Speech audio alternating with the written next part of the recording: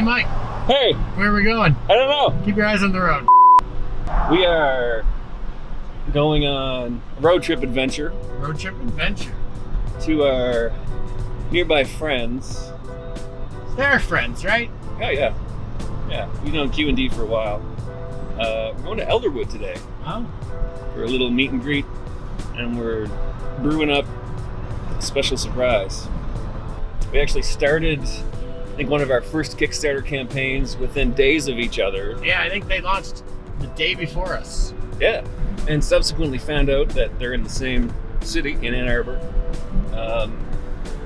Their shop is actually less than a mile from ours. Up until a little while ago, they just moved. So we're going out to their new shop to check it out because they've got a really cool idea for the Phoenix Kickstarter. Nice. Hogwarts! Movies. So we gotta walk through the wall to get in there. You're a wizard, Harry. We are at Elderwood Academy, which we're calling Hogwarts Academy. for the moment because it is truly magical. We're going to give you a tour in just a minute. We're pretty excited. We've been friends with Q&D, Quentin and Dan, for a while. Yeah. They actually launched. This is Quentin. Hey guys. Hey, Quentin. And Here's Dan. Here's Dan. Dan's a whiteboard. Hi, Dan. Smiley face. He's cool. He's a little flat, personality-wise. No, it's good. We've known each other for 7 years now. Yeah. And you guys launched the Hex Chess the day before we launched the Dice Chess. Yeah. Which is crazy. Yeah, especially like if you're like first Kickstarter, you're like stalking all the other Kickstarters to see Right. like, what's going on, who's doing well. And I remember being like, these guys are like all doing woodwork and gaming and like they're in Pinckney. That's like 20 minutes from us. Yeah. So Yeah. I'm gonna make these guys move over because I can't get good shots here. So that's why it looks weird now. So you've been in business 7+ years. God, that seems crazy when you say it. It does. This Yeah. is the second ridiculous? building, correct? Yeah. And you just moved here how long ago? We moved here in December. Wow. We originally were actually out of a makerspace, and the owners of the makerspace like graciously hosted us and let us start to learn how to build things and manufacture. And then we moved into a office/manufacturing suite. A buddy of mine was running a company out of there, and he found out like 2 weeks after he signed a lease, he found out from his investors that his company didn't need the space. And so he was like, "Hey, do you guys want to like sublease some space?" And so we subleased a little corner of the space, and then we like, as Elderwood grew, we kept being like, "Hey, can we like get a little more space? Can we like get this office from you?" And then eventually came to, after about 3 years of sort of growing in, we were sort of like, "Guys, we either need to move or we need to kick you guys out. Like, we don't want to, we're just growing at a rate where we need the whole building at this point." So it was literally less than a mile away from each other. Yeah, you can jog Yeah. in between if you wanted to. Yeah. We never did anything to you guys? We never broke in or... No pranks. No.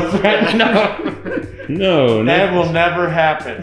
Quentin reached out to us and he had a really cool idea for the Phoenix collection that we're going to show you guys. So one thing Elderwood does really well is foil inlays. Foil and pressing, yeah. Foil pressing. Is that a miniature spellbook? Yeah, that's our spellbook mini from, we launched these in 2019. We've been trying to steal their process for foam embossing for a while. We couldn't quite figure it out. So it's really nice that you're going to do this for us.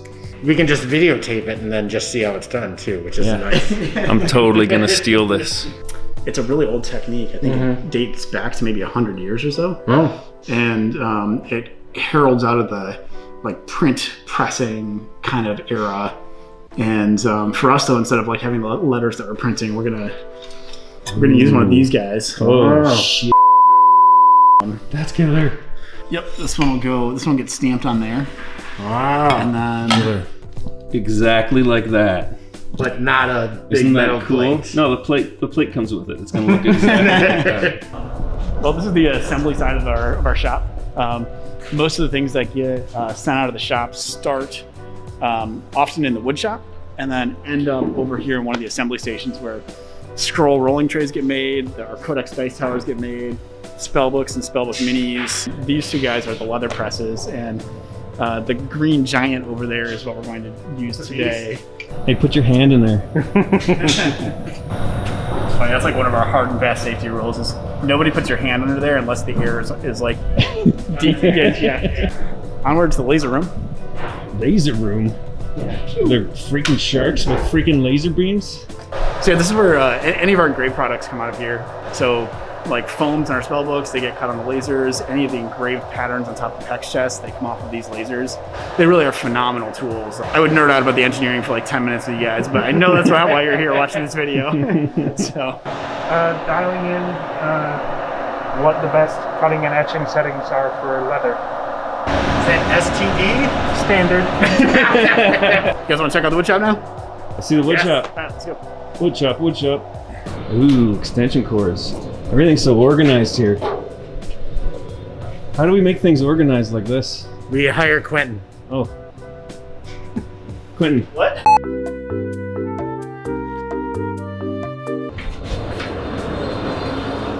Here's our wood shop. I feel like the stuff is going to do more of the talking than I will. Take a peek.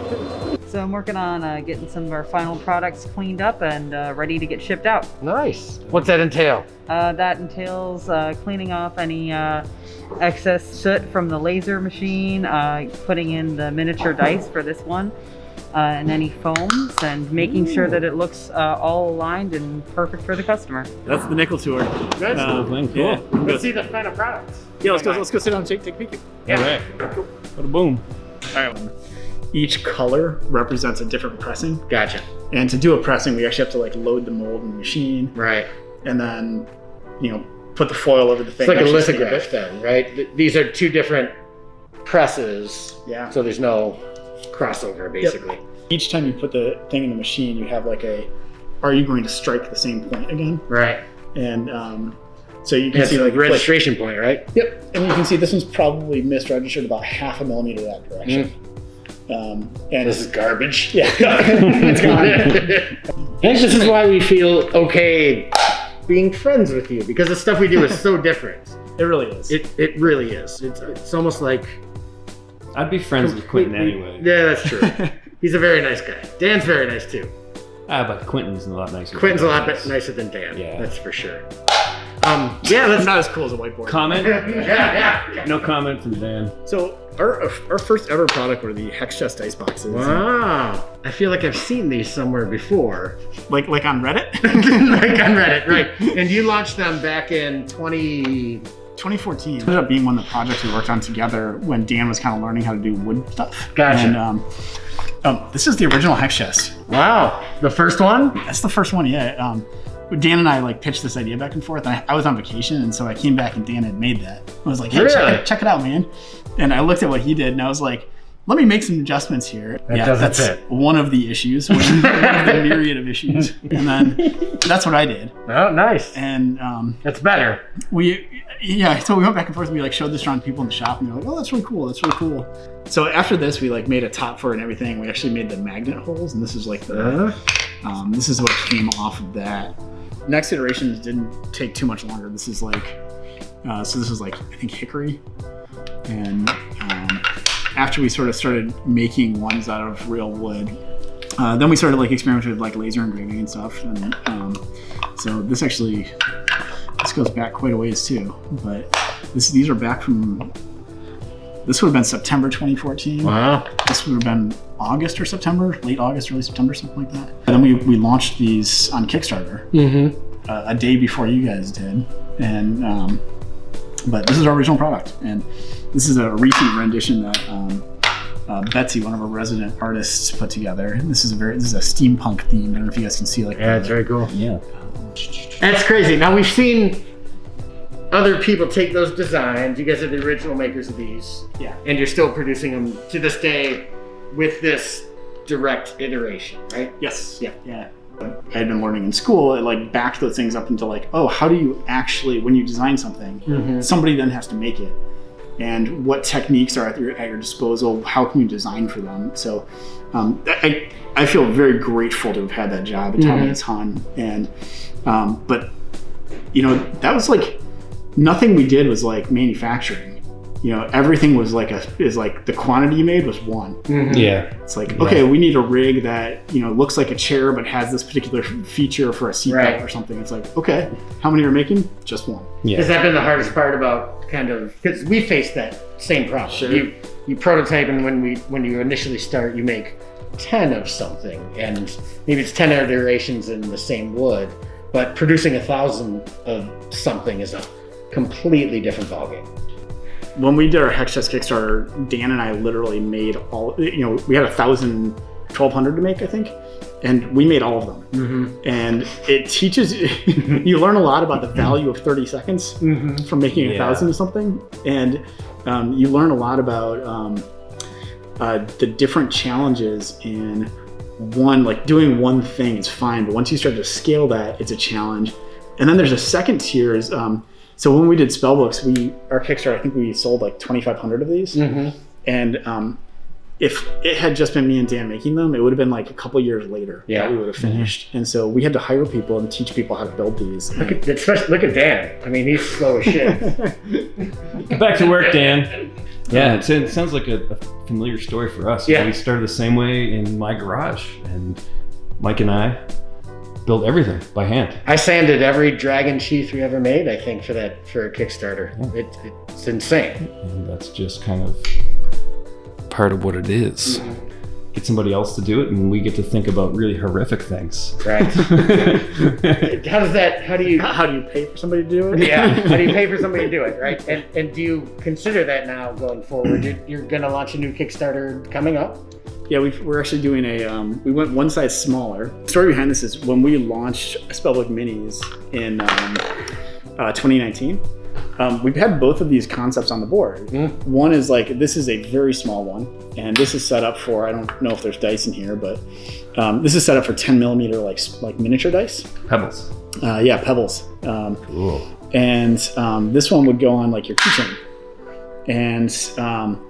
And then this one doesn't have that really cute mini factor that this really has, but this has the utility of like, this is a full-size set of dice. A standard set. Yeah, right? This is like your miniature. And, right. But this has that utility that this one has much more novelty. But and so we ended up doing this. We ended up moving forward with this product because we like the utility of it. Mm-hmm. Coming back a year later, we were like, yeah, we still love this thing. Mm-hmm. And so we are launching these on Kickstarter in just shy of a month. Oh, that's killer. March 25th. Woo-woo. So you should be in silicon and computer chips, and you just make things smaller and smaller.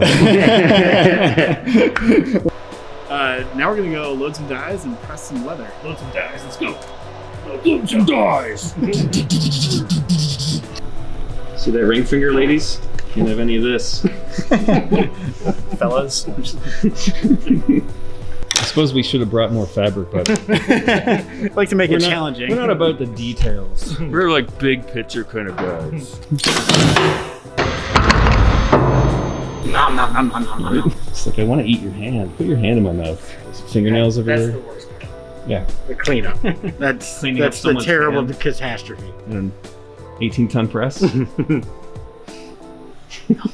That's why we don't work here. You can always tell us if you've missed off center because you'll get like a missed die, like it'll be pressed into it. So this is set for 0.33 seconds right now. There's different like times. Yeah. There's also a different number of shims here. Okay. And we figured out through trial and error how like different leathers behave differently. Even different colors of leather behave differently. Oh, shit. And so here's the question: we've never pressed This material on this machine, so hopefully. Because I love coming to Hogwarts because there's always magic going on. It's in my mouth. Wow. Ooh, All right, so we got a little bit of bad contact here.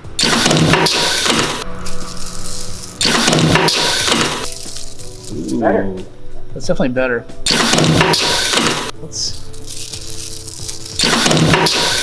You can see with this, it's definitely more The texture of challenging. it. Yeah, because it's such a textured leather, it's hard to get like too hard. Not bad though. pretty good.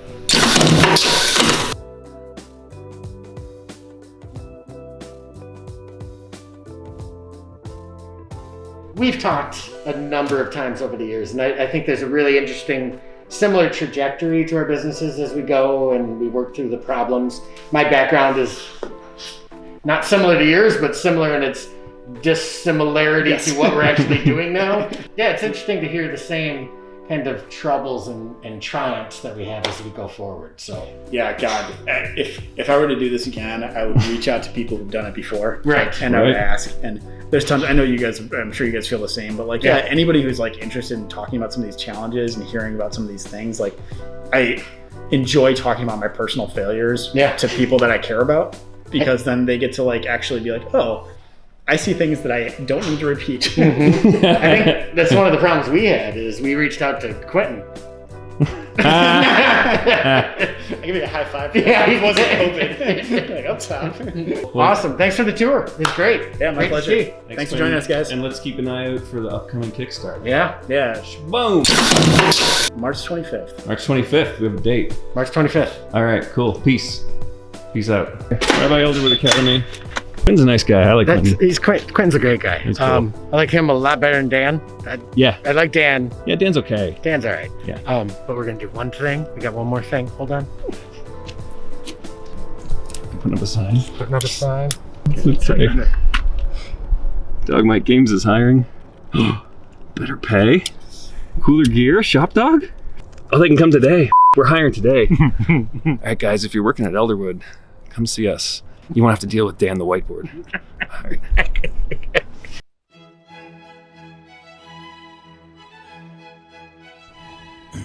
Level up when you want to. Only you know what's best for your character. The DM will be pleased that you are helping them run the campaign.